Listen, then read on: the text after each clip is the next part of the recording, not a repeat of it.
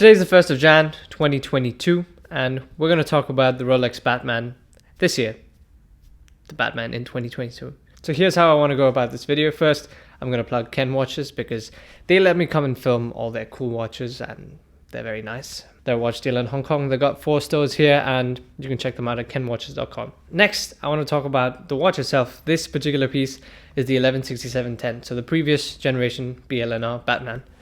And I want to talk about what I like about it and what I don't like about it, and how my opinion has changed over the last 2 years or so. And then I want to talk about the Rolex Batman in general, the new one, this one, all the Batmans in 2022 and what we might see going forward. So to start off with the watch. Now, what do I like about this piece? Well, everything. I like everything about it. I like the size. I like the 40mm case diameter. I think that's the ideal size for a watch. At least, in my opinion, it's the ideal size for almost any watch. I like the functionality of a GMT watch. I think it's one of the more useful complications. It's between that and a chronograph for me. The color scheme of the bezel, black and blue, it's nice.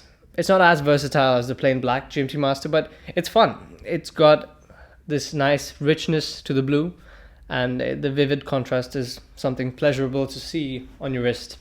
Now, is it something you want to see every single day? I don't know. I don't own this piece, so I can't really answer that. Perhaps it would get repetitive, and I've experienced this particular piece on many different occasions for a few hours at a time.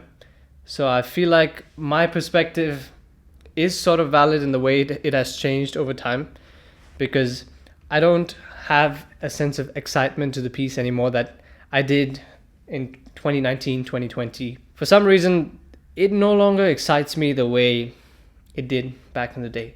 And I'd imagine if you own this piece, you might come across that same issue, or you might not. In terms of dimensions, specs, utility, all of these things, quality, I think it's damn near perfect. I don't see how it can be really improved. But the thing is, it's so standardized.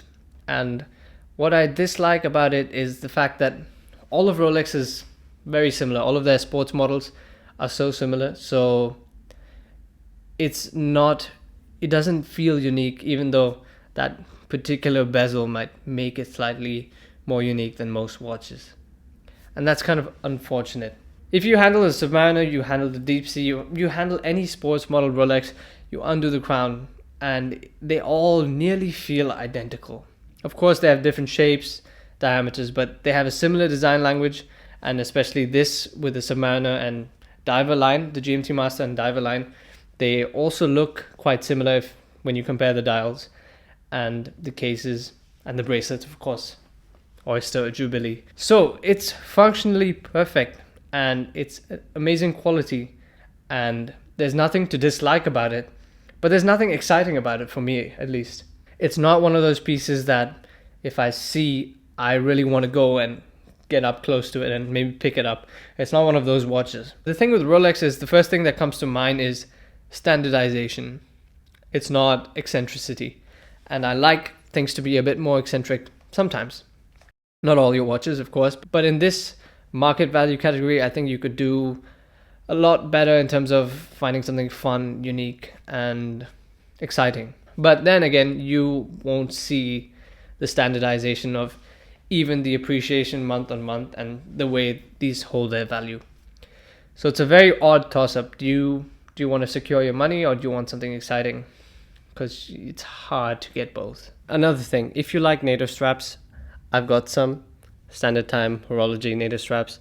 They're very soft and premium because I went for the highest quality seatbelt styled material, and all the metal is 316L steel, so it's actually very solid. The link's in the description.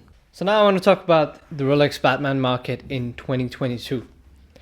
Now let's briefly recap what happened in 2021, because that's kind of what ties into this year as well. So in 2021 April, Rolex launched the Batman back on the Oyster bracelet again. I speculated that this was Rolex's move to fight the grey market values of the original Batman, the 116710, on the Oyster bracelet, because they discontinued that and they put it on the Jubilee bracelet in 2018, 2019, I'm not sure about the year. But then they reintroduced the Oyster bracelet back on the watch, which just sounds a little bit silly to do this and not change anything else. So I did speculate that this was to control the gray market values. And in that month, April, May, the 1167.10 values did see a softening across the board. So they did taper down because previously they were hyped for being the first gen Rolex and the only one you could get on the Oyster bracelet, because a lot of people loved the Oyster bracelet in comparison to the Jubilee on the GMT Masters. And for that reason, the original Batmans were getting pushed. So after this, softening till about June, and then as usual with Rolex, everything kind of appreciates. At least we've seen that to be the case over the last 2 years, and that's pretty much what happened. The new wave of general Rolex appreciation with no particular reason happened, as it is constantly happening. So from June onwards, those values picked back up. Now everything is as hot as ever. None of the watches are worth any less than they've ever been before. So they're top dollar in every market, and every watch, whether it's used, new, or doesn't matter which generation, they're all worth so much more than the retail value, and even the gray market values are going up across the board. Typically a year or two ago, the brand new ones would command such a high premium over the used pieces, and now the gap has shortened. Everything is worth more. The brand new is of course still worth more than the used pieces, but even the used pieces are climbing month on month, or even week on week in some cases, like here in Hong Kong. So what does that mean for 2022? So typically Jan and Feb are the worst months in the watch market because people have spent all their money in Christmas and there's a taper off of the sales and the market kind of reduces minimally, of course, not a massive dip. But this time round, the values are still climbing. The GMT Master values are still climbing very strong week on week, which if you try to connect demand and supply and use that as an explanation, it doesn't make all that much sense. So I think the GMT Master appreciation is kind of independent of supply at the moment. It's just a fixed appreciation almost month on month without a particular reason. Now, is this the result of the hype for the new releases in April? I don't know. It's very difficult to say because this time the speculation round for the GMT Masters are the 126710 LN, so the black bezel and green GMT hand.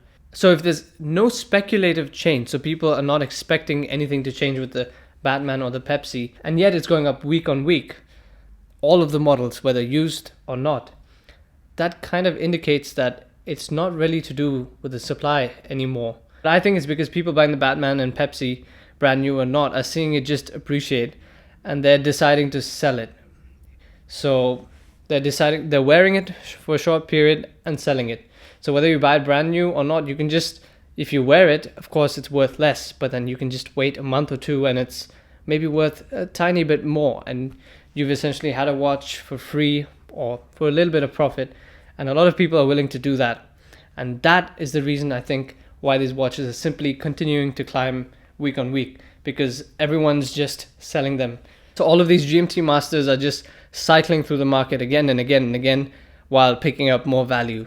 So I don't think it's too much to do with the supply, because of course the supply is very limited for these pieces, but there's still a lot of them in the market because the original one was launched in 2013. So I think it's just the volume of sales of the same watches trading hands constantly that are holding up these values.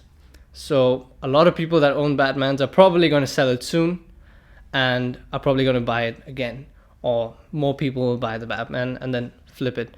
I don't think too many people are actually buying these pieces at these gray market values and just keeping them or holding on to them and not selling them.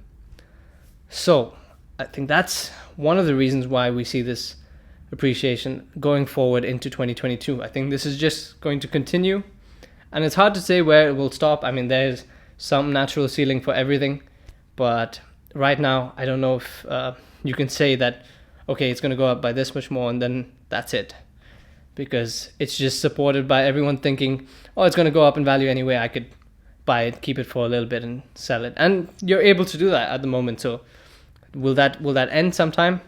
Hard to say, but I don't think that's going to happen before April.